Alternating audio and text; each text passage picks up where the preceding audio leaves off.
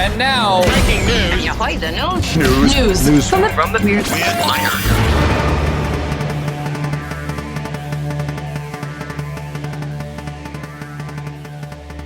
News from the Weird Wire this morning.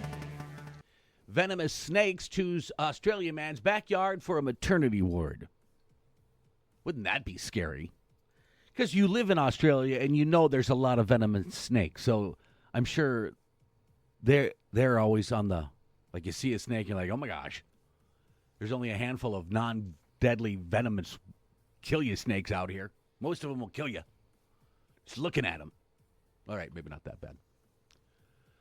One venomous snake in your backyard is too many. How about 100? Over 100. That was the situation David Stein found himself in after seeing snakes slithering around in his mulch outside his home. They have mulch in You know what Australia I wouldn't put too. in my yard in Australia? Mulch? Someplace for snakes to den. Slither and hide. This story from the Associated Press. Stein called the Reptile Relocation Sydney organization, which sent out catcher Dylan Cooper to bag up what turned out to be 102 venomous red-eyed or red-bellied black snakes. So apparently they're black snakes with a red belly. What do you think? Would be my first assumption. This story gets even better. As it turns out, some of the snakes were pregnant and were giving birth at an unprecedentedly high rate.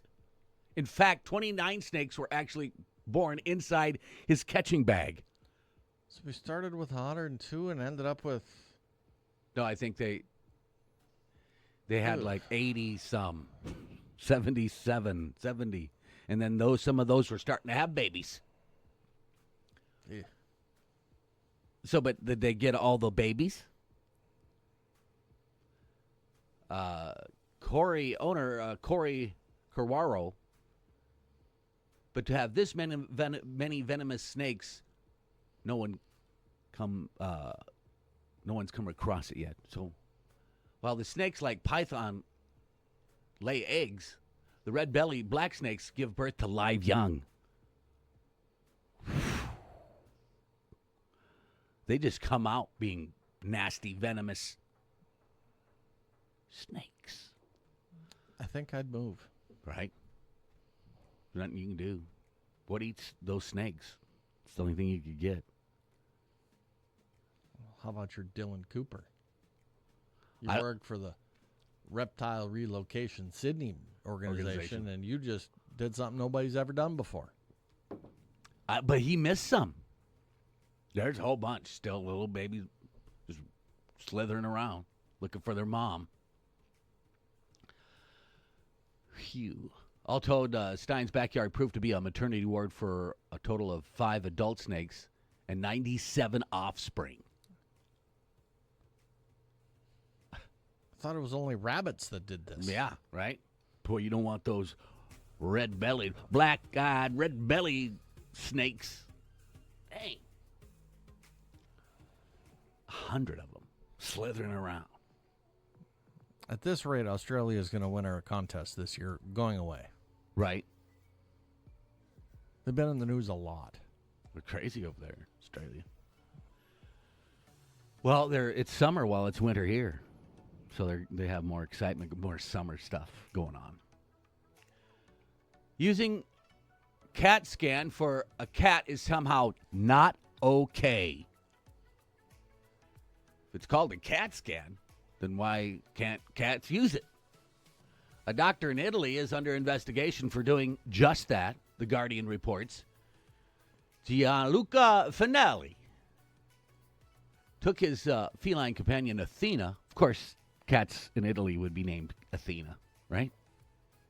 To the hospital where he works after she fell on a roof and stuck her into the medical examining device before performing life-saving surgery.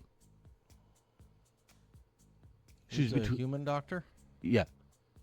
Human doctor. He's the owner of the cat. She was between life and death, Fanelli said. I knew I could only save her with a quick intervention. Well, surely anyone would do the same thing for their beloved pet. we just don't all have x-ray machines and are, doctors.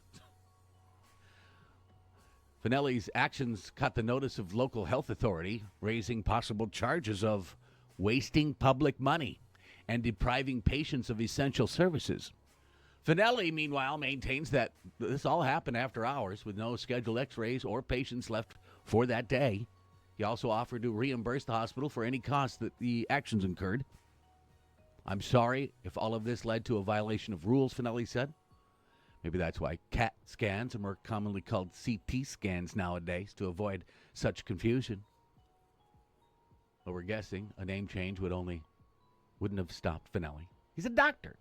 It's like the cat fell on the saw her, she had some broken something. Fixed it, saved his cat's life. I'm sure the whole cat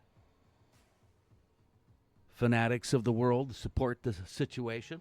I thought maybe they couldn't get an x-ray because it would damage their organs. Something with their bones or something. But no, they're just I think you're thinking too hard on this. Well, I'm just trying to think what their justification in Italy was. Well, a human here goes for a CAT scan. It's how many thousands of dollars? He said he'd pay for it. Well, no insurance companies were involved. It's like, I got that. Hey, I got that. Well, no matter what, it's cat's life, so that's all good. This last story blows me away. What's worse, taking a shot of whiskey or snorting cocaine? Both are addictive. Indeed. One is legal in a sort. Or snort. One is illegal. If you ask the president of Colombia, they're about the same. As CNN reports, the South American country's leader, Gustavo Petro, declared during a recent press conference that cocaine is no worse than whiskey and is illegal because it is made in Latin America, not because it's worse than whiskey, Petro said, claiming scientists have analyzed this. To that end, Pedro feels that cocaine, which Colombia is infamous for exporting, should be illegal.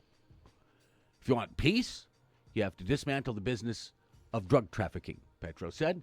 It could easily be dismantled if they legalize cocaine in the world. It will be sold like wine. In the meantime, Eric Clapton could add a line about whiskey and wine to the lyrics of cocaine. No, this is a terrible idea. I don't think it'll ever happen. But I guess Colombia could say they're making it legal. He is the president. There's still going to be the drug cartel bringing it here. Right. No worse than whiskey.